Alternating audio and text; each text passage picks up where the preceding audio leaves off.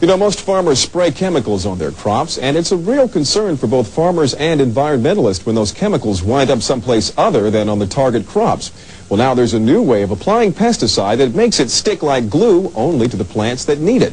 CNN's Miles O'Brien filed this report.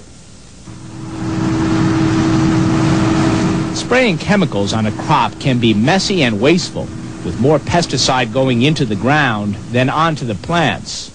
Now a new spraying system uses an old principle to make droplets stick to leaves, drawn by an attraction so strong that the spray often defies gravity to jump onto the bottom surfaces of leaves. Developers say the new method gets much better results than the old one. Conventional spray application of pesticides is a very inefficient process. Quite often there is less than 20% of the material that's dispensed from the nozzle that actually gets on the desired plant target. We've been able to at least double the deposition efficiency. The key is static electricity. The nozzles give the spray droplets a negative charge. Scientists have known for centuries that when a charged cloud gets close to an electrically neutral object, like a grounded plant, the object takes on the opposite charge. And they've known for even longer that opposite charges attract. That attraction is what makes the spray cling to all sides of the leaves.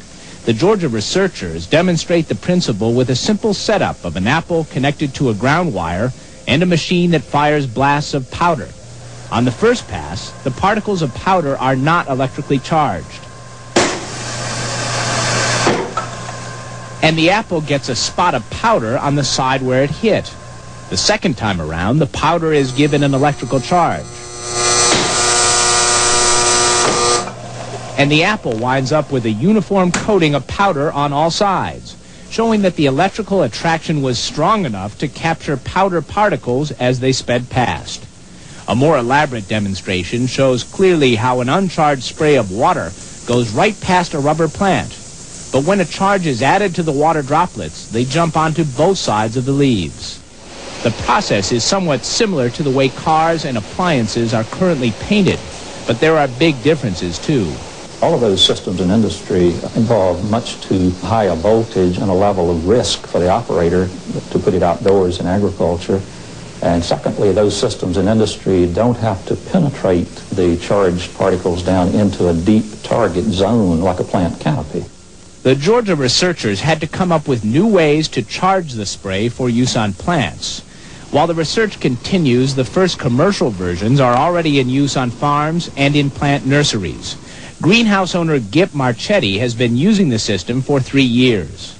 It definitely covers better, uses less chemical, and exposes me, the sprayer, and my employees less than any other sprayer that I've ever had.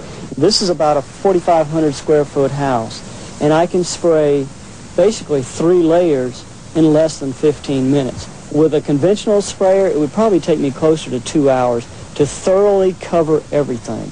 Dr. Law says by reducing waste, the system cuts the amount of chemicals needed by half or better. U.S. farmers use 800 million pounds of pesticide annually, so the electrostatic system has the potential to eliminate 400 million pounds of chemicals entering the environment every year, at a savings to U.S. farmers of $3 billion.